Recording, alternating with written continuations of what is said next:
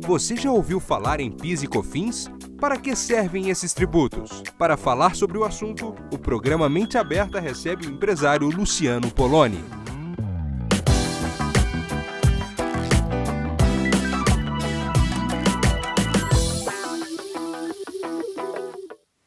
Seja bem-vindo a mais um programa Mente Aberta aqui da Rede Super de televisão. E hoje tenho o prazer de receber o empresário Luciano Poloni e vamos conversar sobre PIS, COFINS, sobre a carga tributária aqui no Brasil. Luciano, seja muito bem-vindo ao Mente Aberta. Muito obrigado, viu, querido? Prazer. É um prazer estar aqui com vocês. Luciano, quando a gente fala de tributação, muitos dizem que no Brasil muitas empresas não são abertas ou muitas empresas fecham por excesso de tributação, por uma tributação confusa. E dentre essas tributações que caem sobre empresas estão o PIS e COFINS. O PIS e o COFINS tem agora também a questão do PIS e COFINS cumulativo. O que é isso? Realmente a carga tributária no Brasil é um emaranhado. E nos parece que a intenção de todos que estão envolvidos na carga tributária é nos confundir e não esclarecer. Tanto é que é esse todo emaranhado, confundindo aí a parte fiscal, a parte jurídica toda. PIS e COFINS você tem dois especial no Brasil, que é o PIS e COFINS cumulativo, algumas empresas estão no cumulativo, e você tem o PIS e COFINS não cumulativo. É no PIS e COFINS não cumulativo que a Receita Federal, na nossa opinião, aprontou uma das piores situações contra o contribuinte, exatamente no sistema não cumulativo. Qual foi essa aprontação? Pelo sistema não cumulativo, primeiro, para ele ser não cumulativo só existe uma forma, e nós sabemos qual é. A Receita Federal, quando traz as suas INs, a IN 247 e a IN 404, no dia 12 de março de 2004, ela libera o uso apenas sobre meia dúzia de contas contábeis mais insumos, quando, na verdade, a lei permite o creditamento sobre todas as despesas. E a Receita Federal, ela bloqueia isso. Agora, o grave é o que ela cometeu ao bloquear. O que ela cometeu? Quando ela altera o texto da lei, apenas colocando uma vírgula, que ela não pode fazer isso, foi imperceptível aos olhos de todos os jurídicos, pelo menos que nós temos passado ao longo dos 7 anos, em companhias de 50 milhões ano a 25 bilhões por ano. Todas elas estão pagando PIS e COFINS maior. Quando ela põe uma vírgula no texto, alterando o texto mãe da lei, ela comete uma ilegalidade jurídica. Aí ela não para mais de errar. Quando ela vai dizendo as contas contábeis que dão direito a crédito, ela está legislando e é proibida a Receita Federal de legislar. Ela executa, né? Ela executa. E quando ela libera a tomada de crédito sobre apenas meia dúzia de contas contábeis e bloqueia a tomada de crédito sobre todas as demais despesas, ela está aumentando nossa carga tributária. Sim. Além de ferir a emenda constitucional 42, que diz que a intenção da criação do PIS e COFINS não cumulativo seria evitar superposição de contas. Agora, o que é superposição de contas? É um imposto sobre o outro. Isso. Que veio do PIS e COFINS cumulativo, que era e ainda é em alguns segmentos. Quando o governo cria o sistema não cumulativo, ele disse que a intenção seria evitar superposição de contas. E para evitar a superposição de contas, precisa tomar crédito daquilo que a lei deu direito, que a Receita Federal bloqueou. Entendi. Infelizmente. Mas isso acontece desde 2003, então? A lei do PIS e da COFINS saiu em 2003. No dia 12 de março de 2004, a Receita Federal vem com as INs. E aí ela bloqueia a tomada de crédito. Como? Contador não lê lei, nem tem obrigação de ler, Sim. na verdade. Advogado, me desculpe os colegas, mas talvez 1%, porque a lei do PIS e COFINS não cumulativo, eu não encontrei em 7 anos nenhum jurídico que tenha lido o direito concedido pela lei. Nenhum até hoje. E no caso, o contador, quando ele vai fazer o balanço contábil da empresa, aí que ele percebe a tributação excessiva. Não, ele não percebe. Ele não tem condição, eu sou um defensor de contador, porque ele não tem braço para conhecer esse emaranhado que é a carga tributária no Brasil.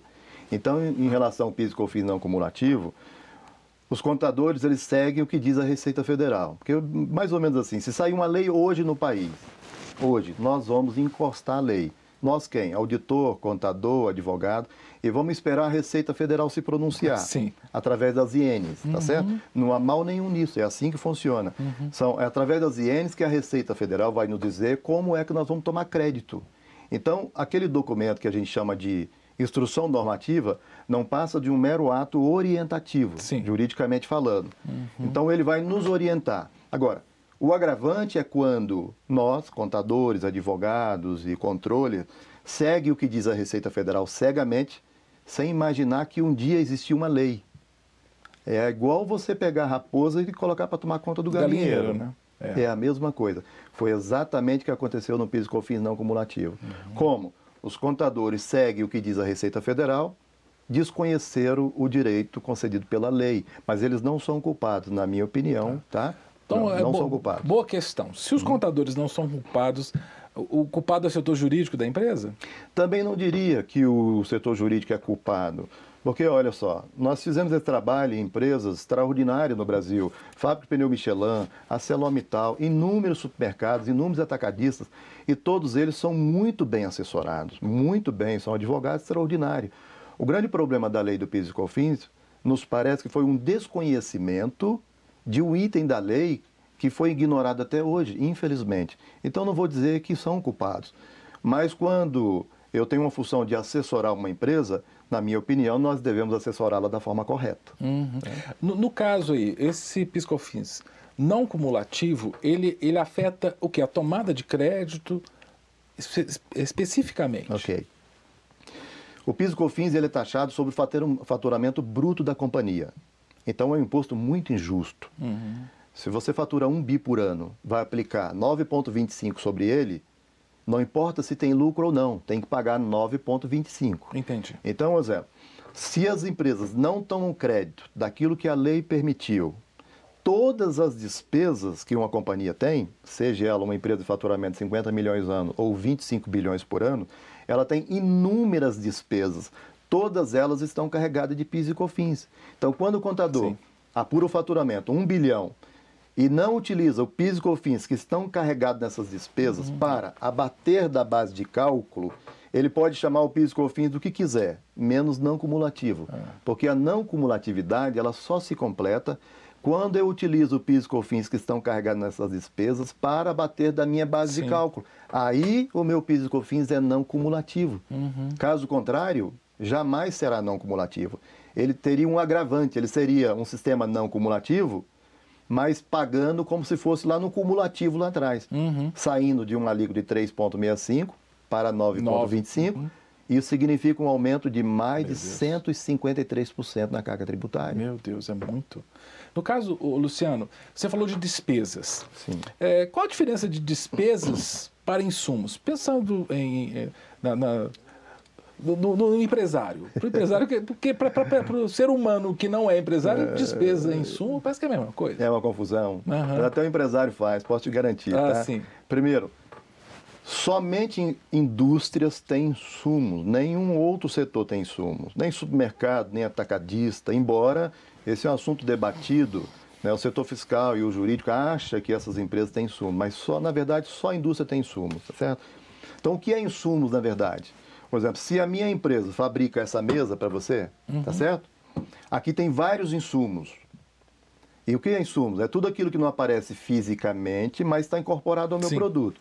Então, se a minha indústria fabrica essa mesa, tem vários insumos. Eu usei água para fabricar, eu usei energia, eu usei lixa, eu usei cola. Tudo isso são insumos. Agora, quantificar, aí é por segmento. Se eu tenho uma indústria de sucos, talvez eu tenha 50 insumos. Se eu tenho uma indústria de biscoito, talvez eu tenha 20 insumos. Entendo. Então, todos os demais setores têm despesas, que são os atacadistas, varejistas, magazines, empresas de serviço, todas elas têm inúmeras despesas e não insumos. Entendi. Agora, outro aspecto interessante é sobre os créditos pagos a maior, exatamente por causa da legislação, não é isso, né? Sim. O que seriam esses créditos e quem conseguiria identificar os créditos que foram pagos a mais? É o setor administrativo, o setor jurídico da empresa, quem? Não, quem identifica esses créditos somos nós, da Schmidt. Esse é um trabalho muito rápido. Explica o que é a Schmidt. A Schmidt é uma empresa de auditoria. Nós fizemos agora 44 anos como auditor independente. É a empresa cujo fundador, Dr. Walter Schmidt, é o auditor, a gente brinca lá com ele, que é o auditor vivo, mais antigo em atividade. Eu sou fã dele, número 1, tá certo? Então, a Schmidt é uma empresa de auditoria, mas nós temos um braço muito forte na área tributária por conhecermos bastante das contas contábeis que compõem a cadeia empresarial brasileira. Então, esse levantamento de crédito é feito pela Schmidt. Não importa o tamanho da empresa, nem a complexidade, nem quantas filiais ela tem no Brasil. Nós demoramos, no máximo, 10 a 15 dias para fazer o levantamento dos últimos 5 anos, nota a nota, mês a mês e ano a ano.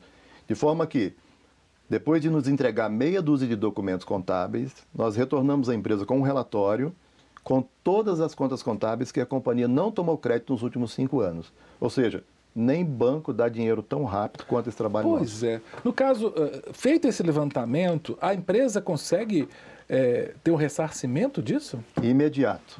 Ah, é? Eu levanto o crédito esse mês, no mês seguinte ela começa a utilizar o crédito levantado. São todas contas pacificadas. O que significa isso? Contas pacificadas é risco zero, porque as contas que pode expor a companhia, a empresa, a um auto de infração, por exemplo, nós vamos fazer o trabalho judicial, porque jamais vamos expor uma empresa a uma auto de infração. Em 44 anos na Schmidt, nós nunca expomos um cliente nosso a uma auto de infração. Então, se tem algum risco de expor a empresa a uma auto de infração, nós vamos fazer o trabalho judicial. Mas esse é um trabalho especial que ele é todo administrativo. Significa que faço o levantamento de crédito esse mês, no mês seguinte a empresa começa a usar o crédito levantado, com 2 benefícios: recuperar os últimos 5 anos e aumentar o lucro da companhia no mês seguinte ao trabalho realizado. Que o que interessa a uma empresa é lucro, não faturamento. Que paga a conta não é faturamento, paga a conta é lucro. Né? Mas vou voltar à questão de nomenclatura. Lucro favor. E faturamento. Né? Qual a diferença? O que paga a conta de uma companhia, tem gente que diz, minha empresa fatura 1 bilhão por ano, sim, ela tem lucro? Depende. Tem que responder, porque o que paga a conta é lucro, não faturamento. Eu posso faturar 1 bilhão e quebrar já amanhã, porque meu lucro é 1% de lucro, 0,5%. E qual é o nosso papel na Schmidt? Tornar as empresas mais lucrativas a cada dia. Nós somos metódicos nisso. Nosso trabalho se resume em tornar as companhias mais lucrativas, que é o interesse a qualquer empresário que está nos ouvindo, com certeza absoluta. Né? Agora, não interessa também levantar crédito para tornar a empresa mais lucrativa, se expõe ela a um risco. Você levanta 1 milhão, leva uma pancada de 3.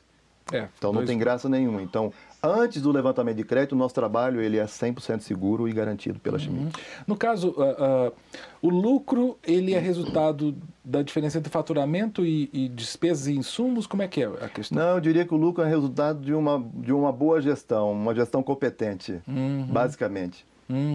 O lucro é resultado de uma ótima gestão. Entendo. Se tem um produto que é compatível com as necessidades do mercado, se você consegue competir. É claro que, se você pegar 2 companhias, um exemplo, 2 supermercados. Nós fizemos a revisão tributária. Levantamos para ele lá 2% do faturamento bruto dos últimos 5 anos. E o supermercado vizinho não fez. Automaticamente, o supermercado que fizemos é muito mais lucrativo do que o supermercado que não fez. Então, torna o supermercado mais lucrativo. Não quer ficar um segundo por fora da nossa programação? Agora você pode nos acompanhar através das plataformas digitais. Não perca tempo. Acesse, curta e siga-nos. Fique por dentro de tudo o que acontece por aqui. Rede Super, inspirando você.